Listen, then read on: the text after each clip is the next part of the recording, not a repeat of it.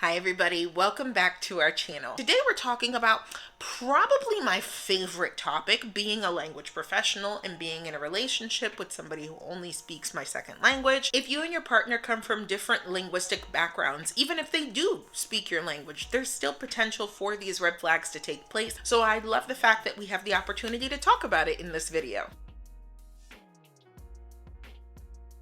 In relationships with a language barrier, one person often ends up serving as the main interpreter, which can initially seem helpful. However, if this becomes a constant dynamic where one partner is always the one explaining things or interpreting, it creates an imbalance. It can lead to emotional exhaustion, resentment, the interpreter feeling overburdened or underappreciated. Questions to ask yourself are, do I feel mentally exhausted from the additional communicating I'm doing? Do I find myself getting aggravated or snapping on the person because they don't understand? This is something that I struggle with at times because I am a professional interpreter. I'm used to stepping in when people are having difficulty. And at the same time, I was creating a dependency on me. It's a hard conversation to have. And that person that doesn't speak your language might have some salty feelings about it. But honestly, if they think about the situation, they will learn that, you know what, I need to learn this language without leaning so much on my partner. And they will develop the skill set needed to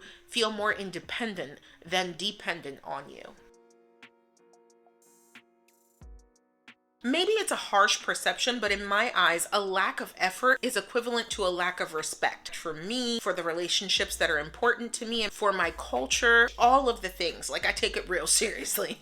Ask yourself, do I feel like I'm the only one putting in effort to bridge the communication gap? How would they feel if I showed no interest in learning their language? I'm not overlooking the fact that learning another language does take a considerable amount of effort and time. If you have asked this person to put the effort forth and you notice that there is no improvement in the day-to-day or over an extended period of time, that's concerning. As a language professional, I have mixed feelings about translation apps.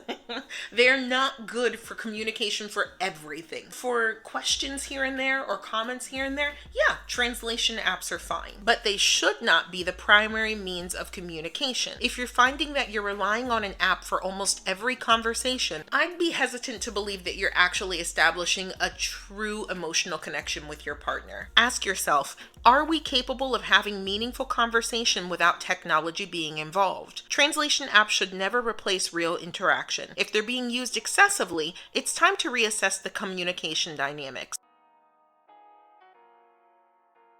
Misunderstandings are part of all relationships, but when there's a language barrier, they can happen more frequently. Avoiding resolution means that both partners aren't fully committed to understanding each other. Questions to ask yourself would be, is it easier to ignore misunderstandings than to address them? Am I willing to repeat myself, to use different words to ensure that I am being understood? One of the most surprising things that Alex has told me he likes about me is how patient I am. I don't consider myself a patient person, but I guess when it comes to language barriers, I do have a bit more compassion because that's what I work with. That's the environment that I'm in constantly. You might need to repeat yourself or be more creative with your language. The amount of times I have seen people just kind of repeating the same word over and over and over, or saying the same thing at the same rate of speech without slowing it down and giving the person the time to process what they're saying and then getting aggravated about it, it really breaks my heart. You can't be in a language barrier relationship and not utilize additional tools to communicate with your partner. If you're interested in some of those, I'm more than happy to do a video on it, but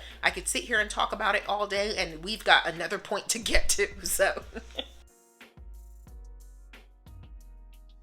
If your partner uses the language barrier as a way to avoid accountability or responsibility, that's a huge red flag. Sometimes it's easier for people to blame misunderstandings on the language rather than taking accountability for their actions or their words, especially if your partner comes from a culture where saving face is really important to them. Does my partner blame me or my language for our misunderstandings? In the beginning of our relationship, Alex and I had much more contention around this particular red flag than the others, I would say. You know how when you're sleeping or you're falling asleep on the phone and you're talking to somebody and your mind is keeping up with the conversation, so you think you say something and you're not saying it, you're thinking it, That is Alex. And so he would think that he was telling me things, and when I didn't understand, he would try and blame it on my lack of understanding of Spanish. And when I realized what was going on, I was able to address it and say, no, you don't get to communicate 20% of what it is in your words, and the 80% stays in your head,